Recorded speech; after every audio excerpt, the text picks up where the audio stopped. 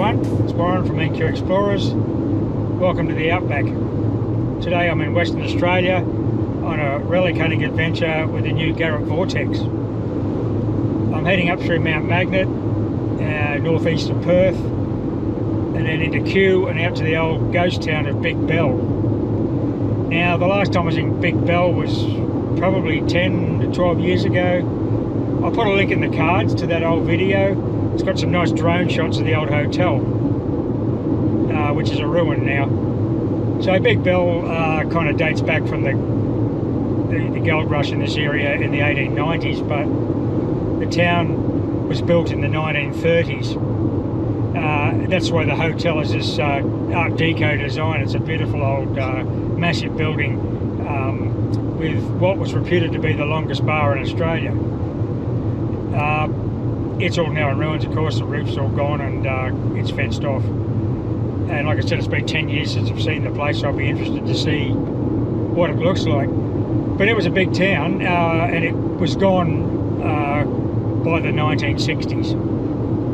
The mine's still in operation, but now it's open cut because of the price of gold. It's reopened, but it was all abandoned in the 60s. And there was even a railway line out to the town and a railway station, all that sort of thing. That's all been pulled up. So we'll head up there today, have a look around. We'll have a look at some of the sights of the beautiful Western Australian Outback on the way. Thanks for joining me, and I'll be back shortly.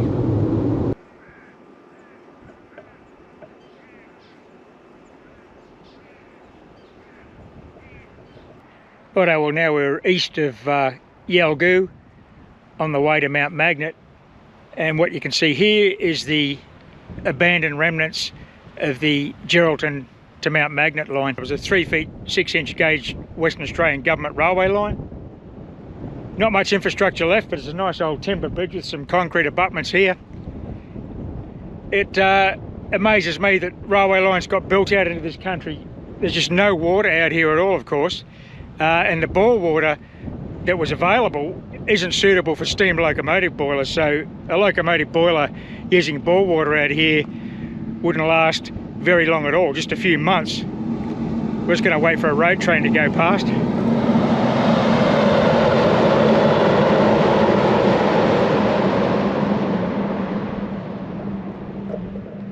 Well, that's how bulk goods get around these days, out here. But yeah, this line, I'll put the details of when it was abandoned. So they built this line and into this harsh country, and it wasn't just the fact they had to build it and get all the materials out here to do all this labour, but working a steam locomotive out here in the summer where it gets way over 100 degrees for weeks on end. Hauling the water, I mean, it's a difficult task, but in the end it was easier than riding a horse through this country, I guess. The iron horse really made a difference to the rural areas in remote and outback Australia, as it did everywhere in the world when countries developed into the hinterland. But what a beautiful old relic, still in place, this old bridge on the abandoned Geraldton to Mount Magnet railway. You can see it was a ballasted deck bridge. It looks pretty strong, but I'm not going to walk out there. I don't think my weight would make a difference, but definitely hasn't seen a train or a decent load for a very long time. Of course, it's dry out here 95% of the time, but you get a big storm out here and these dry washes very quickly fill with water. Let's have a look under the old bridge here. Yeah, the poor old timbers aren't looking too good. We've got a bit of bedrock on this side.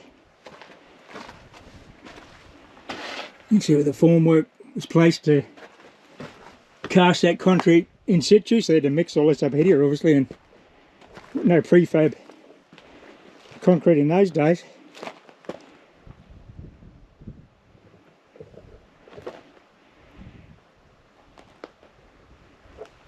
Got some sort of interesting skull here.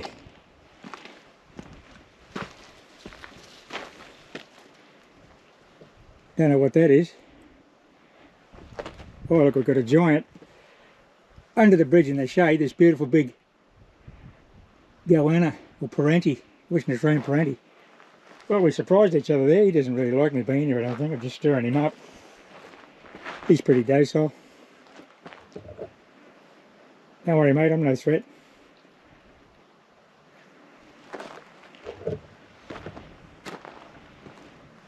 Perhaps he's just admiring this old railway infrastructure himself. But you know what? There's not much shade in this area. It's a good bit of shade for him to hang out in. Even he's feeling the heat. Let's see if we can get in a bit closer for you. Yeah, look, see the bedrock here with the stream beds eroded through here. And the many hundreds of storms that have come through the place, and it flows down that way. Could even be some gold in this creek. Yalgoo goldfields.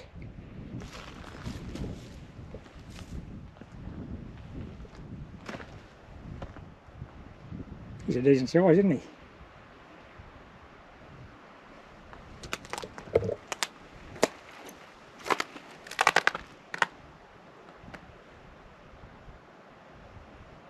Righto, mate. You can get back to your afternoon sleep. And we'll keep heading towards Mount Magnet.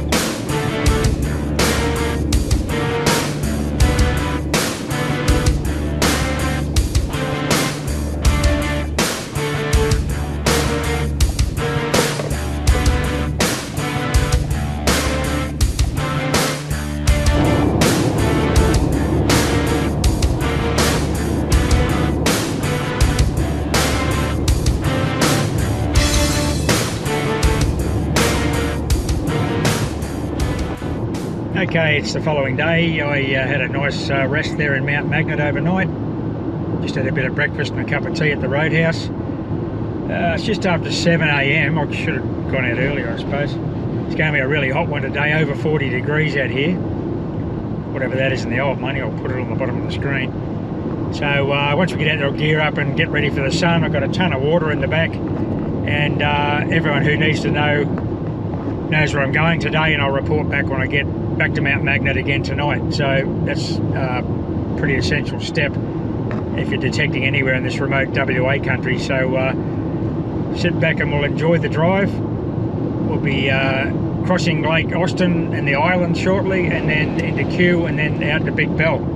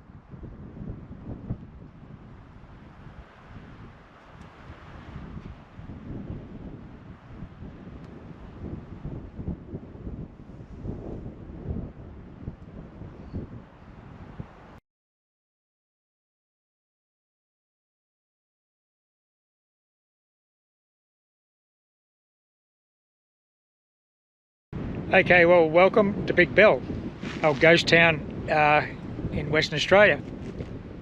I'm just going to gear up in a minute. I'll put a lot of sun protection on because it's going to be really hot. I've got plenty of water, long sleeve shirt, and I've got a Legionnaire's hat. Bit of wind there today. Hopefully that isn't affecting the audio too much. So I'm kind of just on the south side of the main area of town. That's the water tower. You can see the hotel in the distance. And that over there is the Catholic Church, the ruins of the Catholic Church. And as you can see here, we've got concrete slabs where the houses used to be, and there's just row after row of them, street after street. So we'll fire up the vortex and see if we can find some coins and relics. Right, we're all geared up, ready to go. I've got the old trusty old full neck on, bit of sun protection, long sleeve shirt, long trousers. I've got the Vortex VX9. We'll get started, then I'll show you what settings I've got here for what I'm detecting here. There's going to be a lot of iron, but that's not really an issue. I'll work around that, and I'll explain my settings as we go along. Let's get into it. I just got my first target of the day. It's a solid little 77 amongst all this iron, even with that 11.5-inch coil. Vortex had no trouble picking it out. Little brass cap off something.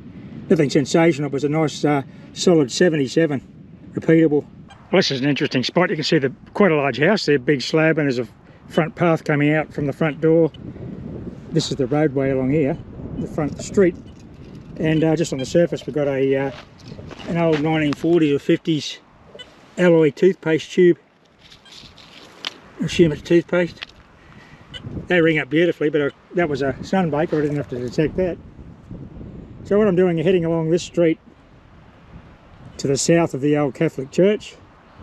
There's a series of slabs and old houses along here, so we'll concentrate on the front yards and then come back along the backyards. Here's your house right here. You can see the slab and a bit of a fireplace going on.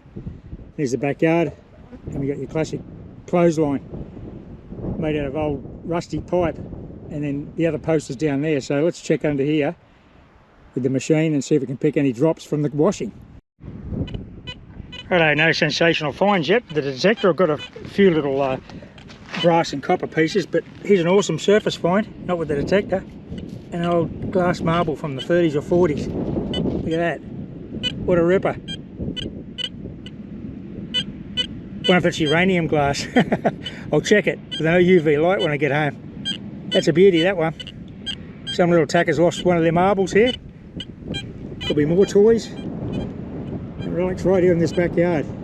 This is an interesting little find. It's a bag seal of some description. Could be Western Australian Government Railways. Can't see any writing on it, but it probably will be. Usually it'll have wager on one side and a bag number. You can see it's been clipped there and taken off the mail bag or whatever it was. That's what it'll probably be, a mail bag seal. That was a repeatable 60 on the Vortex. Nice little find, actually. Okay, well, it's time for a bit of a break and a bit of water. I've got plenty of water there to drink, and I've got to keep the fluids up. What I'm going to do when I get back to the car is swap over to an Apex with a 5x8. With this bigger coil, the 11.5 on the Vortex, I'm finding I have to walk out of areas simply because of the amount of iron and target clutter. The coil's just too big for this kind of detecting.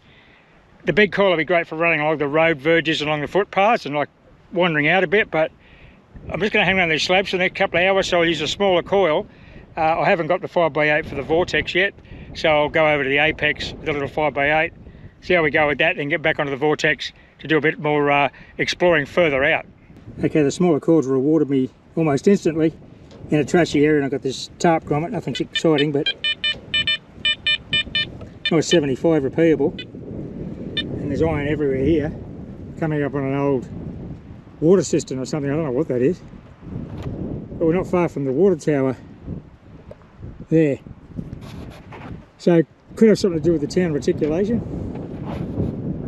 And over here I think that's a fountain in the schoolyard. Yeah, that water tower into that area there with those, what I thought were cisterns, is actually the Big Bell State School, and that's the fountain in the middle of the school. There's a sign there with some history of the school. I'll get that old photograph off that sign and put it up on the video. Now across the street from the school, I'm heading north towards the hotel, and the railway station was over there. And I just got a coin, first coin of the day. The 5x8 has made a difference. It's got nothing to do with it being an Apex or a Vortex, just a matter of having the right coil for the job. And here we have a beautiful old penny, kangaroo penny. Nice one. King George VI. I'll get some still shots of each coin as I move along and put them up on the screen. That looks to be 1946 or 48 or something. You can probably see that better than me. GoPros aren't real good at close-ups, but there we go. First coin of the day from the old Big Bell ghost town. This is one of those sites that's very easy to read from a relics point of view because there's so much surface infrastructure left. You can see there's a house slab. It's kind of a C-shaped house with a footpath going out to the main, to the street line and the footpath. And here you've got the neighbour, similar shaped house. He hasn't got a footpath. School's over the road, but here all the fences between the properties are wire netting. You can see the old wire netting fence is still here. And look, they're only 200 metres from the old pub for a cold beer. Pretty good spot, really. I mean, it's one of those towns, typical outback Australian town, where there's a great sense of community and isolation, particularly in the 30s. You can imagine what it's like, and people just love living here. It was a great spot until it closed down in the 40s. I'm just coming up on the ruins of the old Catholic church and of the beautiful old semi-Art Deco building. That was built in the 30s. Logic being this is a focal point for the town on a Sunday morning, and I just pinged a coin, another penny, probably about 40 metres from the church. And this is a beautiful old Commonwealth penny. Nice patina on it. Commonwealth of Australia, 1 penny. Beautiful old coin. Can't see it. Let's hope it's 1930. Once again, I'll get a still photo of that and put it on the video. That's a ripper, isn't it? Big Bell Hotel. An old penny. Doesn't get any better than this at metal detecting. I just love it. Okay, this is a small coil 5x8 working out its best, double D coil. Getting a solid 83 there. But there's just iron everywhere. Oh, as you can see, I've got 35 points of iron.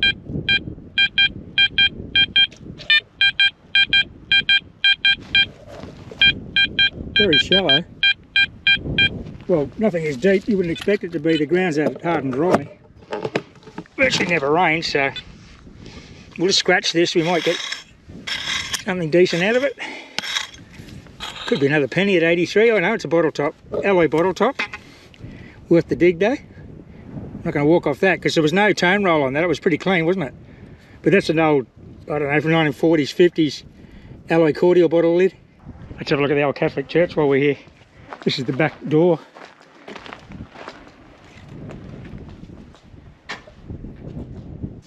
Nice window timber frame there. Oh, the graffiti's a bit ordinary, isn't it?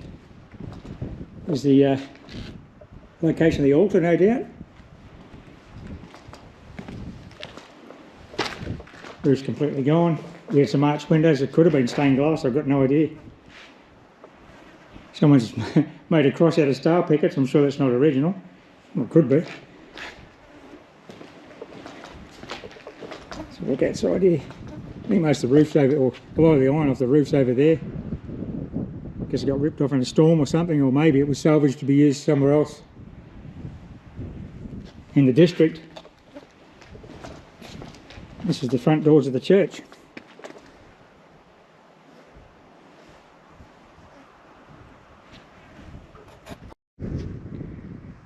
Just on the way back to the car for another drink break, you can see there's a bit of an old garden bed edge here with this quartz. Probably got some gold in it. And surface find, an old harmonica reed, complete. Just laying on top of the ground in the back of this old house site. Just got an old shotty shell base. I might be able to get some information off that with a date. Although shotty shells aren't usually dated, are they? Okay, I've just come up on these two buildings. I think there could be shops. See, there's a step going up in there. Maybe a house, but I'm not sure. But it's quite a large building, as you can see. And out the front, just a sunbaker, the detector alerted me, George, a live pistol round. That's an oldie, centerfire dropped. So I'm sure there would have been plenty of shooting going on here in the 30s and 40s. Kangaroos and whatever else you can get to put on the table. But of course the train bought supplies, but People were self-sufficient back in those days, weren't they? Thought I'd just sit down for a breather. There's no shade, so there's no use looking for it. I'm just sitting in the blazing hot sun, which is fine. I've got the sun protection on. I just want to talk about settings on metal detectors when you're relic hunting. It applies to gold too, but let's talk about settings and discrimination. I see a lot of chat on the forums and Facebook groups. You know, what setting you use for this, what do you do in the park, what do you do on the beach, blah, blah, blah. I don't use any settings. I don't use discrimination, absolute minimum discrimination. Because really, to me, I've been metal detecting for nearly 45 years. And handheld metal detecting really hasn't changed. You got to go out in the bush, you got to find a target, and you got to dig a hole. The problem I've got with all these fancy settings, and there's plenty on the Vortex, and there's plenty on the Apex that I could use, but I don't, like the bottle cap reject on the Vortex, iron boundaries you can adjust, that's all great, and it all works. But to me, personally, as soon as you take away the decision making and you give it to the machine, you're definitely missing targets. You will miss targets 100% of the time. Once you dial in any discrimination, and of course in the gold fields, I never use any. I use a monoloop coil on an axiom and I dig everything. That's how you find gold. If you start discriminating, you're going to lose gold. Same with relics. If you put all these fancy discrimination patterns thinking that I'm doing this, I'm doing that, I'm going to cherry pick targets, you're going to miss good targets. Because anyone who's had any experience on a machine will know it doesn't matter what the target is, and I'm talking about relics, they can present in all sorts of different ways to a machine, to a search coil. A coin can be at all different angles. If you're looking for jewellery particularly, it's not a consistent shape or size or conductivity. So once you just start dialing in all those little nuances into your iron boundaries and your where you want your discrimination and your notches to be, the machine can't know about objects being at weird angles and shapes and sizes. It just doesn't. It'll only report like a computer on what the return signal is giving it.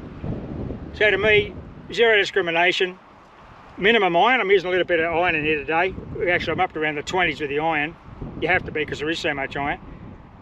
But no other special discrimination patterns. I'm not cutting anything out. I'm digging everything above 30. Because I want to make that decision, not the detector. That's just the way I detect. I think that really if you get too caught up in this multi-frequency, different settings and different programs for different scenarios, you'll definitely miss targets. My advice is, and what I do, minimum discrimination, dig what you think, personally, what you decide, not the machine, what you decide is a good signal and is a good target. Because in the end, the big discriminator is the one above your shoulders, and that's the one that finds the relics and coins. You've got to make the decision, not the detector.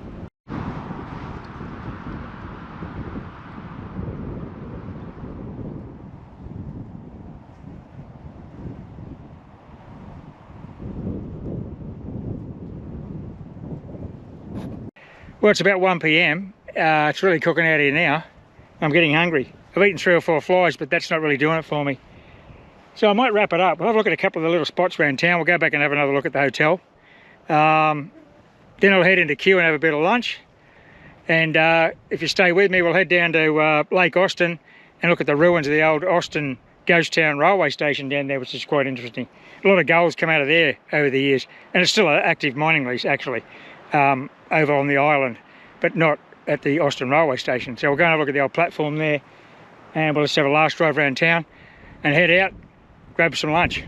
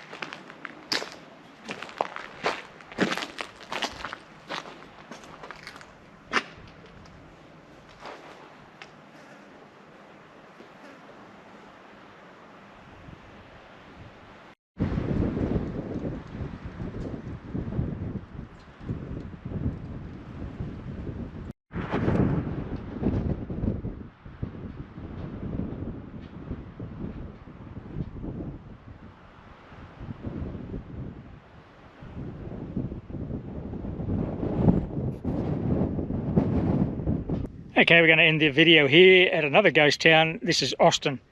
It's a gold mining ghost town from the 1890s. The railway came through here from Mount Magnet up to Kew. I'll show you the railway station platform still here. And it's on the island, which is an island in the ephemeral lake of Lake Austin. It's a salt lake and there's gold all through the salt lake and on the island. It's heavily mined, has been for a very long time. And it's actually under active mining lease. I see there's some new signs up there now. I haven't been here for probably 10 years. But let's go to have a look at the old railway station at Austin. Look at this ironstone, crazy ground. You can see the concrete platform there. Would have been a very busy place in the late 1800s, early 1900s. And when the line came through, especially in the early 1900s, you can see we've got a concrete platform. Rail lines are long gone, of course. This was another 3-foot 6 gauge, narrow gauge Western Australian Government Railway line. And there's the platform. Looks like a kind of island platform, but it wouldn't have been. There would have been a loop line over in here, and this would have been the, I guess one side was the goods loading platform and the other was passengers or something. Local rocks, capped with concrete. Quite an elaborate structure when you consider where we are. Out in the beautiful desert country. So yeah, it's over 42 degrees at the moment. It's I'm videoing this in March 2025. Got a little bit hot out there at Big Bell, but we had a good day out there. I enjoyed that. I hope you've enjoyed our Outback adventure. Got a couple of coins, found some interesting relics out there, saw some great history along the way. Thanks for watching my video and happy fossicking. Bye for now.